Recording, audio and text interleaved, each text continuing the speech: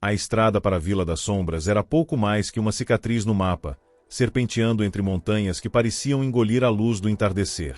Thalia ajustou o retrovisor do carro alugado, observando o próprio reflexo, olheiras marcadas, cabelos presos em um coque bagunçado, antes de desligar o motor. O ar lá fora cheirava a terra molhada e algo metálico, como se o chão estivesse soltando faíscas. Um homem de jaqueta desbotada esperava ao lado da placa enferrujada que marcava a entrada da cidade, os braços cruzados sobre o peito.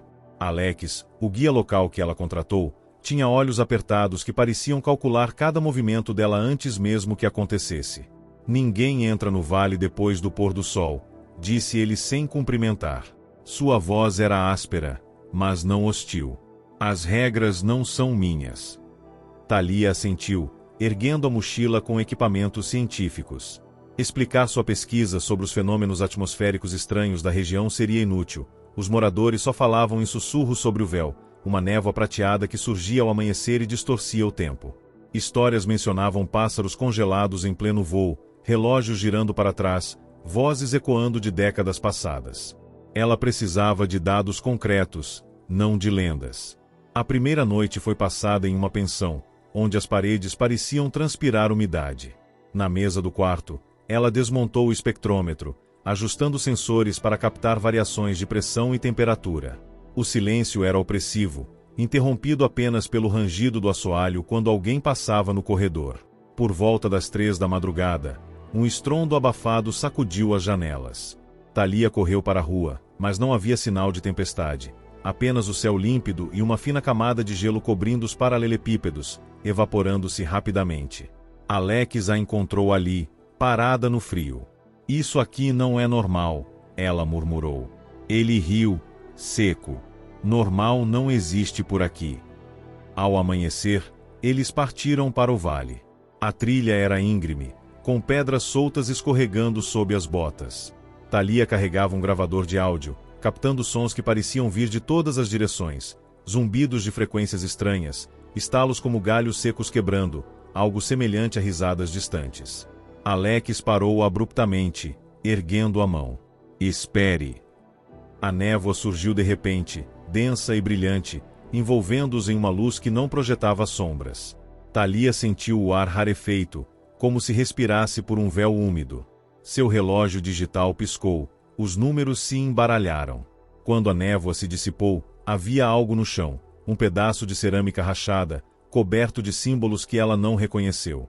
Alex recuou, murmurando algo sobre presentes do outro lado. Naquela noite, enquanto analisava a cerâmica sob uma lupa, Thalia encontrou uma inscrição quase apagada: "O que entra não sai igual." Seu celular vibrou, uma mensagem de Marco, colega do Instituto de Pesquisa. "Desista.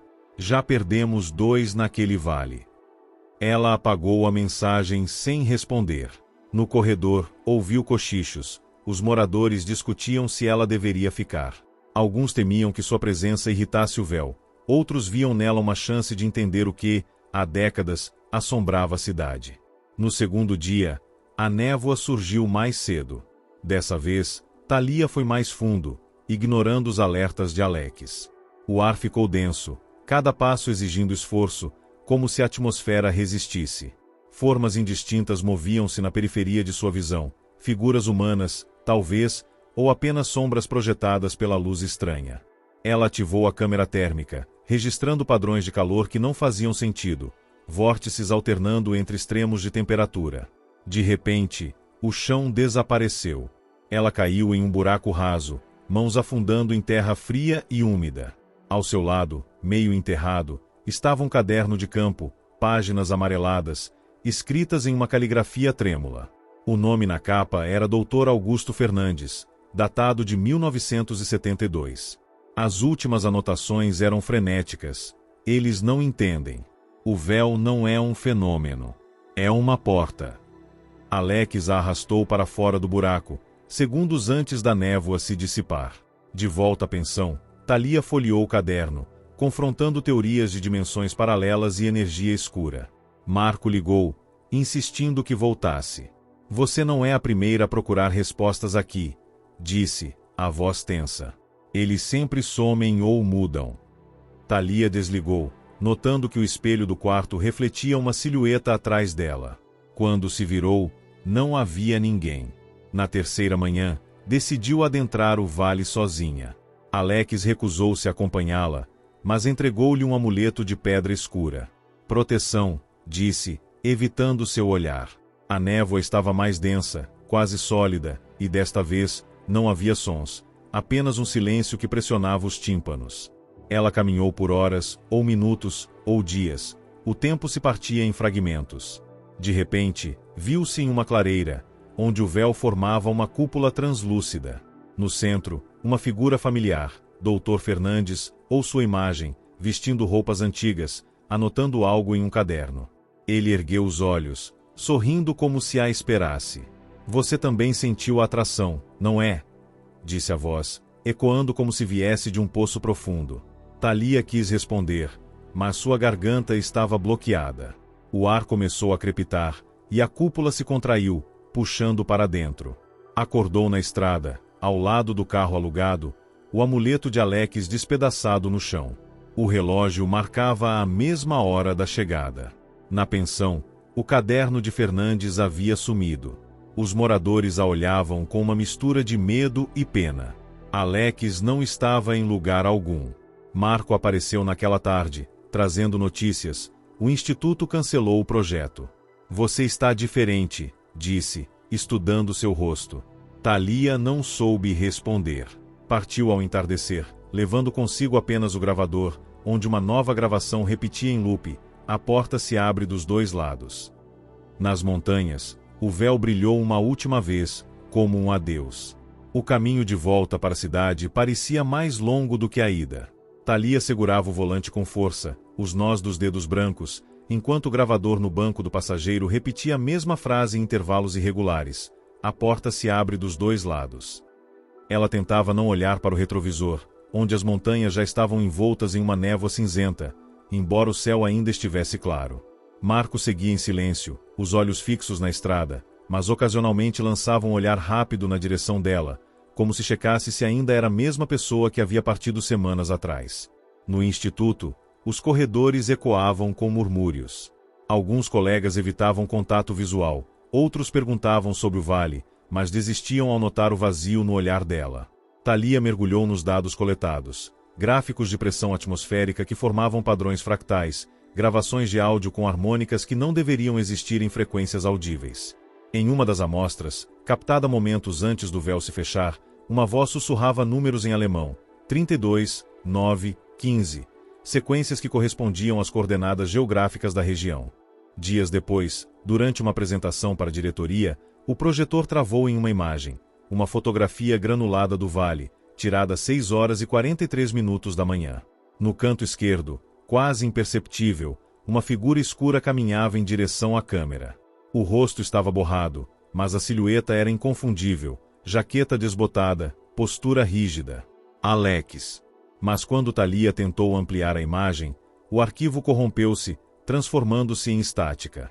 O diretor do instituto cancelou a reunião, alegando falha técnica.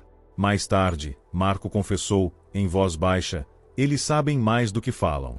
Tem um arquivo classificado sobre o vale, datado de 1948. Naquela noite, Thalia invadiu o arquivo morto. Pastas empoeiradas revelaram relatórios de expedições anteriores, todas abandonadas. Uma foto em preto e branco mostrava uma equipe de cientistas posando diante de uma placa de pedras, mesmo símbolos da cerâmica que encontraram. No verso, uma nota rabiscada: fenômeno não se restringe ao vale. Afeta observadores. Um dos nomes na lista era Dr. Augusto Fernandes, com uma observação: desaparecido em campo. Equipamento recuperado apresentou anomalias temporais. Thalia passou os dias seguintes mergulhada em silêncio, como se o próprio tempo tivesse parado. As paredes do instituto pareciam mais altas, e as vozes dos colegas ecoavam distantes, como se viessem de outro mundo. Ela não falava sobre o vale, nem sobre Alex, nem sobre a figura que a observava no espelho da pensão. Só lia os relatórios, tentando entender o que havia acontecido, mas cada resposta levava a novas perguntas. O véu não era apenas um fenômeno natural, era uma fronteira, e ela já havia cruzado. Naquela noite, Enquanto revisava os dados, Thalia ouviu novamente a gravação do gravador. A voz repetia, invariável: a porta se abre dos dois lados. Foi então que percebeu: o véu não era um obstáculo, mas uma possibilidade. E ela não estava sozinha. Havia outros que haviam entrado antes dela, e talvez alguns ainda estivessem lá, à espera de alguém para abri-lo de novo.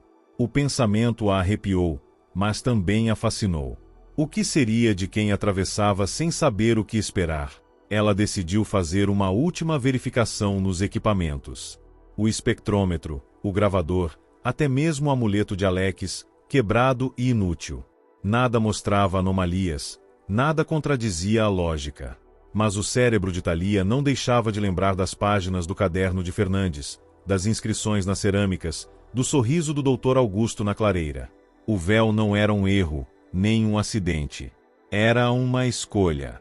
Quando saiu do laboratório, o sol já estava se pondo, tingindo o céu de tons de laranja e roxo. Thalia olhou para o horizonte, onde as montanhas se fundiam com a névoa.